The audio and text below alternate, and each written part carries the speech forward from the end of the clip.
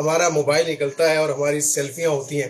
ہماری ویڈیوز ہوتی ہیں، اور ہم اپنے رشتہ داروں سے، اپنے ملنے جلنے والوں سے، احباب سے، حد یہ کہ آج کل تو فیس بک اور سوشل میڈیا پر کہ جن کو ہم جانتے بھی نہیں ہیں ان سے وہ سب کچھ ہم شیئر کر دیتے ہیں، ان کو دکھاتے ہیں، انہیں بتاتے ہیں۔ السلام علیکم۔ مولا کائنات مولا امام علی علیہ السلام نہج البلاغہ کی حکمت 454 میں فرماتے ہیں، فرزند آدم کو فخر و مباحات سے کیا ربط، جبکہ اس کی ابتدا نطفہ اور انتہا مردار ہے۔ وہ نہ اپنے لیے روزی کا سامان کر سکتا ہے، نہ موت کو اپنے سے ہٹا سکتا ہے۔ آئیے دیکھتے ہیں یہ فخر و مباحات کسے کہتے ہیں۔ ہر وہ لفظ، ہر وہ بات، ہر وہ جملہ کہ جس سے پہلے میں، میرا، ہم اور ہمارا استعمال ہوتا ہو، بس سمجھ جائیے کہ یہیں سے فخر و مباحات شروع ہوتی ہے۔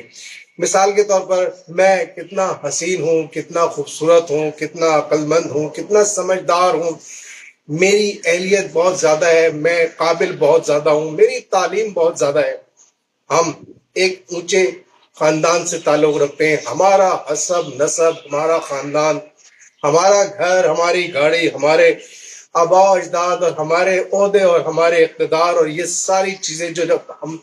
تصور کرتے ہیں یا ان چیزوں کو حاصل کر لیتے ہیں تو بس ہماری جیب سے ہمارا موبائل نکلتا ہے اور ہماری سیلفیاں ہوتی ہیں، ہماری ویڈیوز ہوتی ہیں، اور ہم اپنے رشتہ داروں سے، اپنے ملنے جلنے والوں سے، احباب سے، حد یہ کہ آج کل تو فیس بک اور سوشل میڈیا پر کہ جن کو ہم جانتے بھی نہیں ہیں ان سے وہ سب کچھ ہم شیئر کر دیتے ہیں، ان کو دکھاتے ہیں، انہیں بتاتے ہیں۔ یہی فخر و مباحات جب بڑھتا چلا جاتا ہے تو یہ غرور اور تکبر میں بدل جاتا ہے۔ بس اب دوسرے لوگ چھوٹے دکھائی دینے لگتے ہیں، ان کی خامیاں ہمیں بہت زیادہ نظر آتی ہیں، ہمیں اپنے رشتہ داروں میں ہی بہت ساری برائیاں دکھائی دینے لگتی ہیں، ہم ان کو اچھا نہیں سمجھتے، خود کو زیادہ بہتر سمجھتے ہوئے ان کو حقیر سمجھنے لگتے ہیں۔ یہیں سے ہماری تباہی اور ہماری بربادی شروع ہونے لگتی ہے، ہماری بدنامی، اور ہم لوگوں کی نظر سے گرنے لگتے ہیں۔ یہ سب کچھ ہمیں دیکھنے کے لیے، سمجھنے کے لیے ہمیں یہ دیکھ لینا چاہیے کہ ہمارا وجود کیا ہے۔ اس فرمان میں مولا امام علی علیہ السلام فرماتے ہیں کہ انسان کو اپنی تخلیق کا تصور کرنا چاہیے کہ کس نجس قطرے سے اس کو پیدا کیا گیا ہے، کس طرح سے ایک غلیظ خون سے اس کی نشو نما ہوئی ہے، کس طریقے سے وہ اپنی زندگی میں لاچار تھا، نہ صحت پر اس کے اوپر کوئی کنٹرول تھا، نہ کسی طریقے سے وہ اپنے مال اور اسباب اور رزق کو حاصل کرنے کے لیے اپنی من مانی کر سکتا تھا، نہ تو نفع پہ اور نقصان پہ اس کا کوئی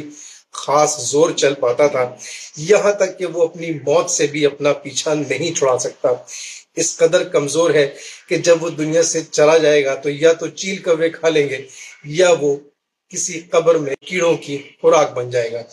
انسان جب اپنی یہ حقیقت دیکھ لے، جان لے، تو پھر اس کو یہ دنیا اچھی لگنے لگے گی، اسے یہ نظر آنا شروع ہو جائے گا کہ وہ اصل میں ہے کیا، اس کا فخر، اس کا غرور سب مٹی میں مل جائے گا۔ اب اس کی مرضی ہے کہ یہ سب کچھ جاننے کے بعد یا وہ تصویریں کھینچے، سیلفیاں لے اور دنیا کو شیئر کرے، دنیا کو حقیر سمجھے، دوسروں کو کمتر سمجھے، یا پھر وہ جو کچھ حاصل کر چکا ہے اس پر اس پروردگار کا شکر کرتے ہوئے سجدہ ریز ہو جائے اور اس پروردگار کی خوشنودی کے لیے وہ اعمال کرے جو وہ چاہتا ہے۔ پروردگار عالم ہمیں اس بات کو سوچنے اور سمجھنے کی توفیق عطا فرمائے، اور یہ جو ہماری خود پسندی ہے، یہ جو ہمارے ایک غرور اور فخر و مباحات کی عادت ہے، اس سے پروردگار عالم سب کو بچائے، آمین یا رب العالمین۔ شکریہ۔